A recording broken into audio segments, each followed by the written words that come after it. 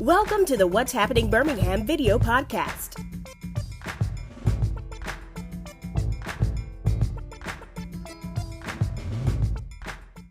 This podcast is brought to you by the Jefferson County Department of Health. Hello, everyone. This is Jarvis S. Scott with What's Happening Birmingham. Today, I have the honor and pleasure of having a Birmingham City School Board member finally on my podcast, Sonja Smith, District 8. Good morning, Sonja. How are you doing today? I'm great. How are you? Great. Thank you. This is, like I told you before, this is the first time being on. I love some of the things that you all are doing and want to bring you all on to just kind of inform the viewers and kind of just tell us about all the great things that you all are working on. Before we start, just a quick bio and why you got involved with the school system school board. Okay, great. So my background is in music. So I studied piano at Birmingham Southern and got a master's in music at LSU. When I left LSU, I moved to Chicago and was teaching in the high school and junior college levels, moved back to Birmingham in 2012. And since then, I've been working in the nonprofit sector, public service nonprofit sector. So I managed a federal grant with the Affordable Care Act when that first launched in 2013. And then I worked with the city of Birmingham. And most recently, I have been working at UAB at the Lifespan Comprehensive Sickle Cell Center. So there I manage the non-clinical side of things. So I manage a few grants, our professional development for our physicians, patient support and appreciation, community outreach. So just kind of a little bit of everything. Okay, and then how did you get involved with the school board? How did that all connect together? Yeah, so I got involved with the school board mainly because of my background in education, having working with students. When I lived in Chicago, like I said, I taught at the high school level and really just wanting our students to be prepared, seeing our students graduating and not quite accomplishing all that they could and should have, and just wanting our students to be prepared. And so what led me to run for re-election was just really wanting to continue those things I started on my first term, but really just wanting to support our teachers, making sure that we have the right support so that we can try and lower our student-teacher ratio with more volunteers in the classroom. And also making sure that when our students graduate, that they have, if they go into the trades, they have that certification that they need so that they can go straight to work versus having to continue more education so that they can graduate and be ready to walk across the stage with the proper certifications. So really just looking at how we can best prepare our students to be successful in the world once they leave us. Okay, this is just good, like you said, your second term. What are some things you all was like you all's accomplishments as a group the first term?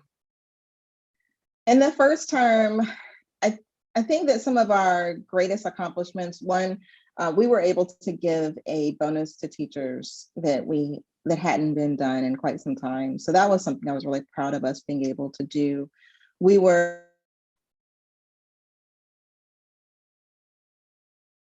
to get interstate paper in the past. The board really responsible.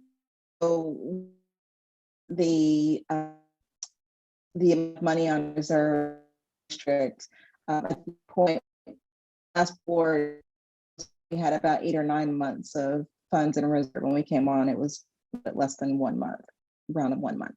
So we've really just been trying to keep finance in order, make sure that we have the right staff in place.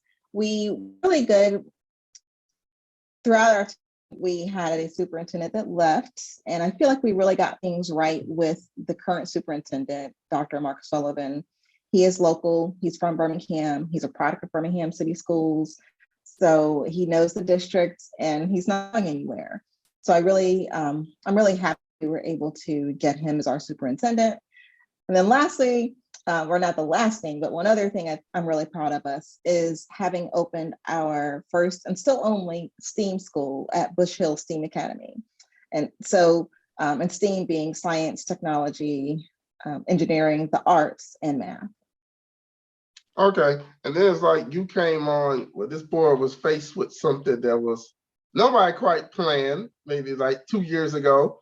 unprecedented pandemic. Kind of take me back March 2020 when that happened.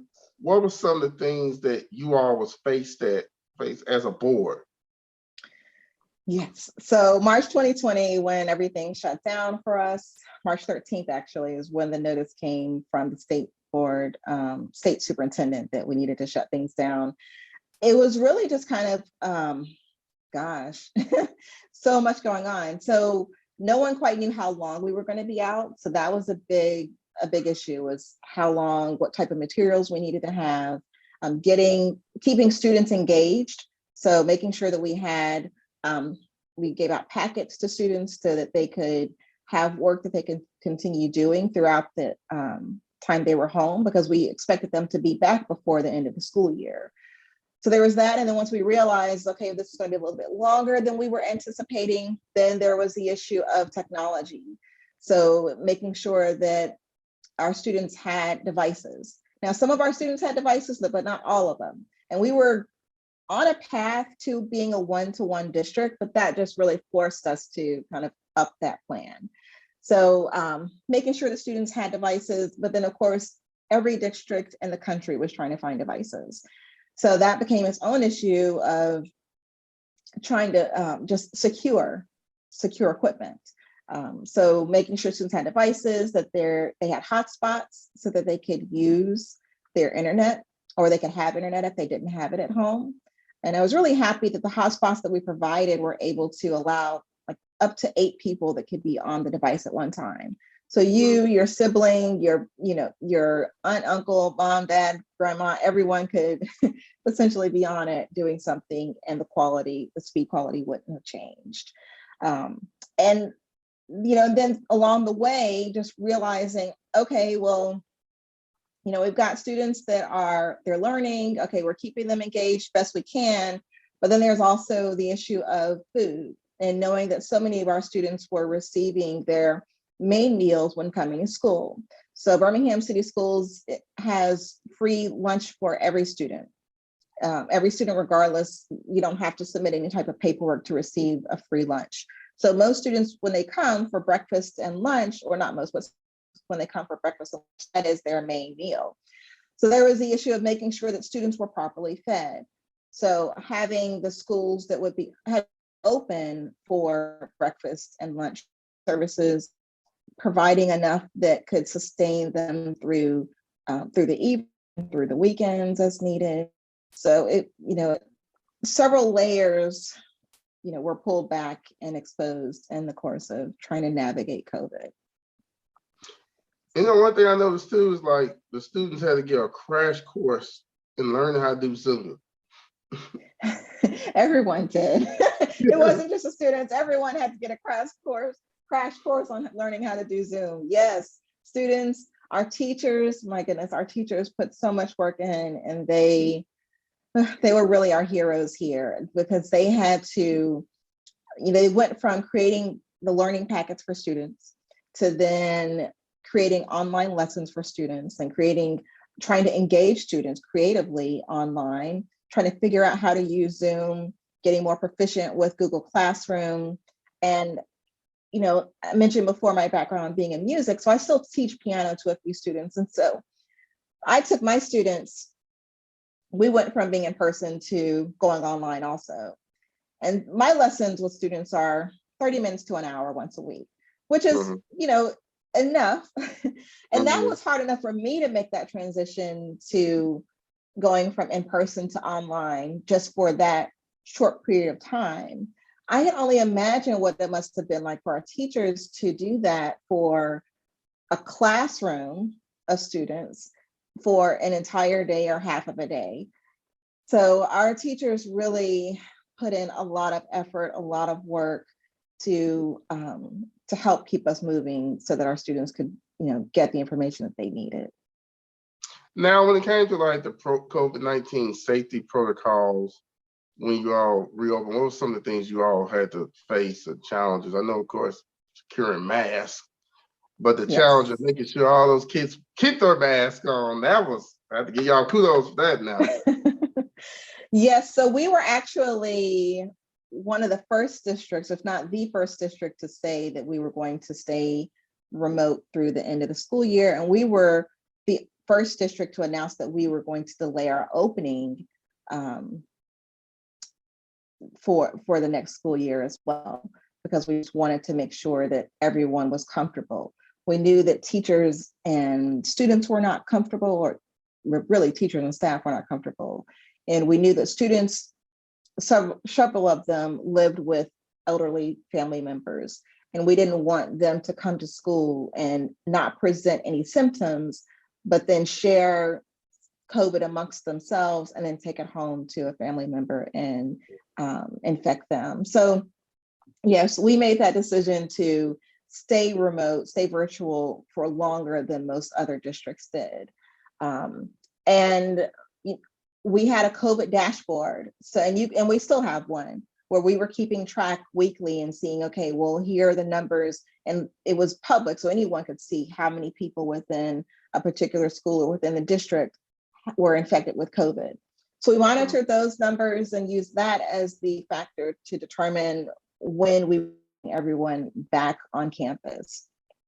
We did it incrementally, coming back on campus, saying that students would be in for 2 days a week. Then we'd have the learning they would do remotely, or rather asynchronous, so kind of on their own on that Wednesday, and then 2 days they would be completely remote. So we did a hybrid option for a little while, and then made the decision for everyone to come back. We also, at the beginning of this school year, we were the first district to say masks would still be required. So that was a huge issue, as things kind of seemed a little bit better, but as we all know, they really weren't. Several districts were going away from wearing masks. And that was something that we felt was really important that we continue, was the mask mandate. And it's saying that everyone, students, teachers, staff, everyone must wear a mask if they're in the building. We also unfortunately had to pull back on our volunteers coming into the building for a bit too, because we wanted to make sure, again, everyone was safe.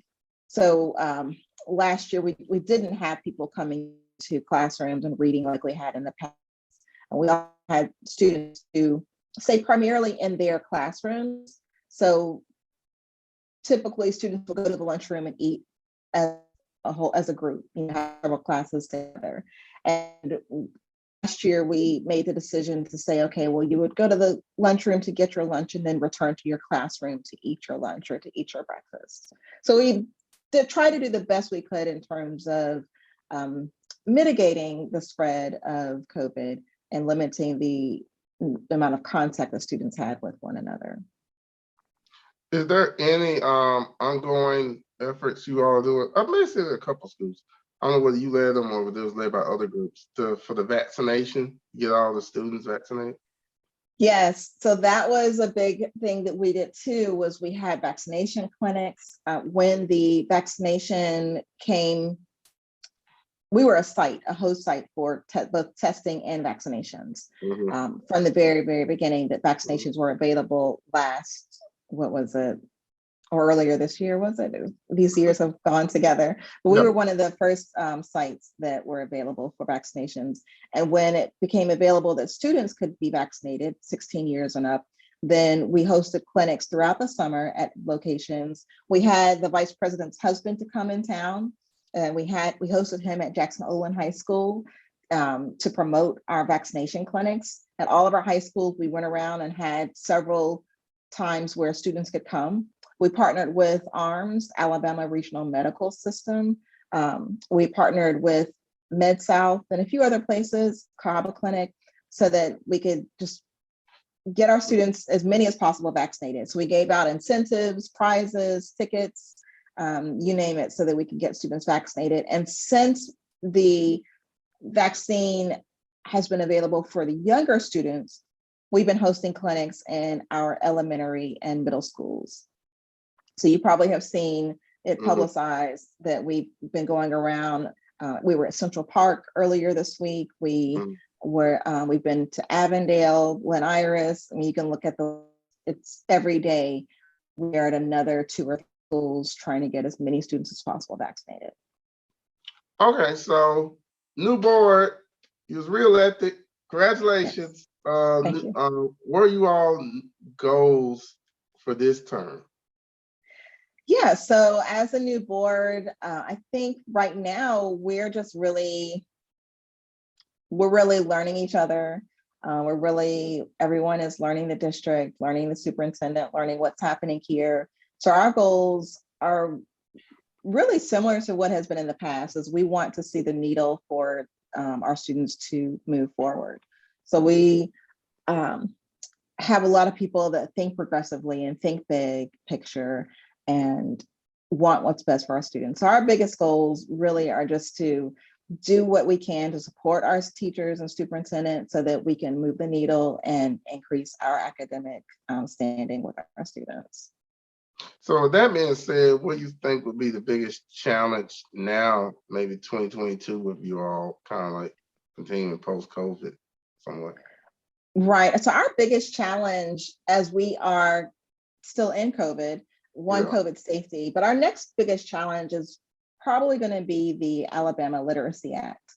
So the Alabama Literacy Act is something that was supposed to start this spring, but I think was delayed an extra year. But that's saying that all students must read at grade level before they leave the third grade, or they would be held back. And so that was really tough coming out of COVID, because we knew that students were a little bit behind from having been away with COVID. Not every student did well with virtual learning.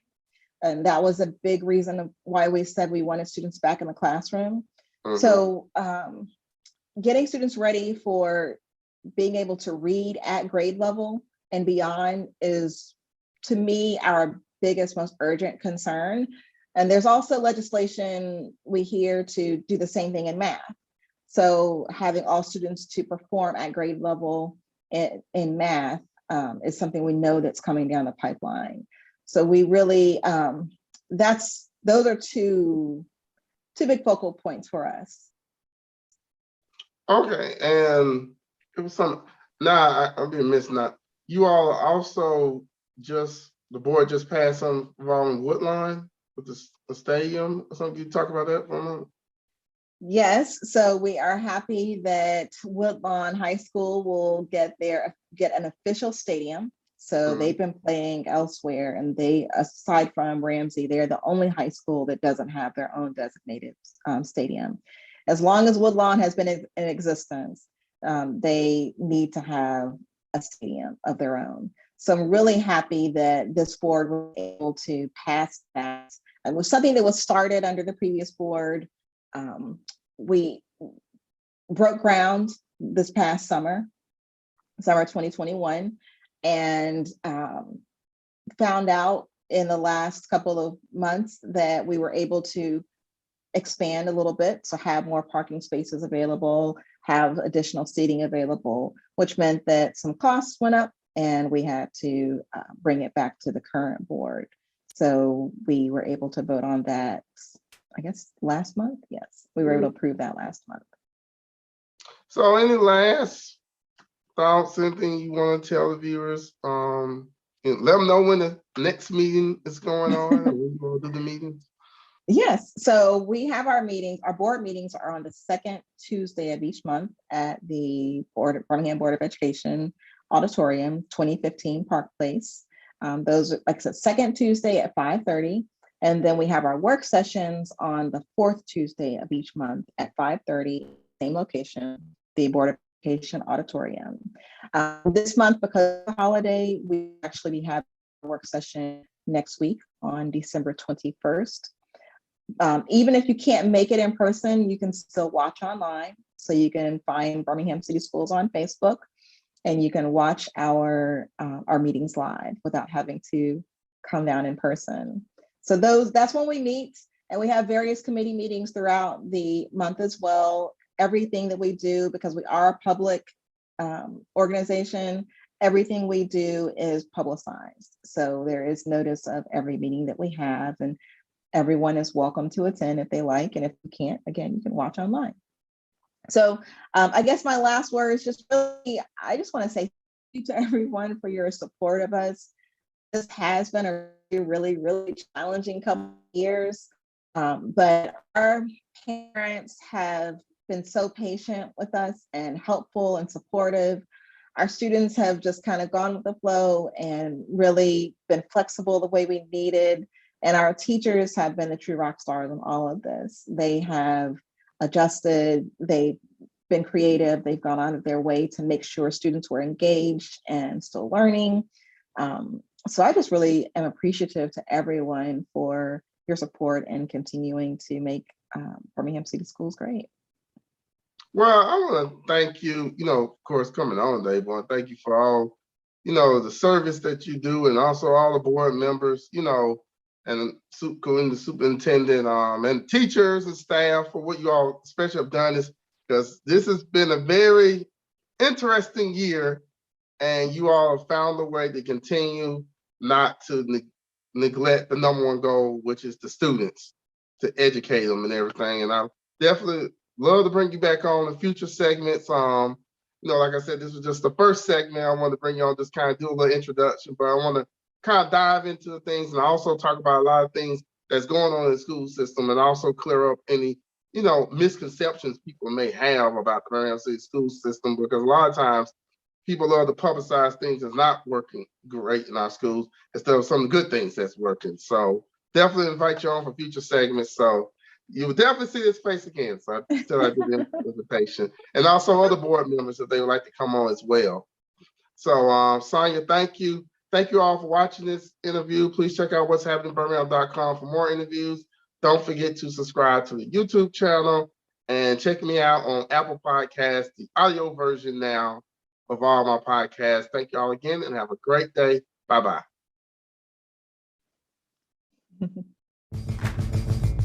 Thank you for watching the What's Happening Birmingham video podcast. Please check out our website, app, or subscribe to our YouTube channel for the latest videos today.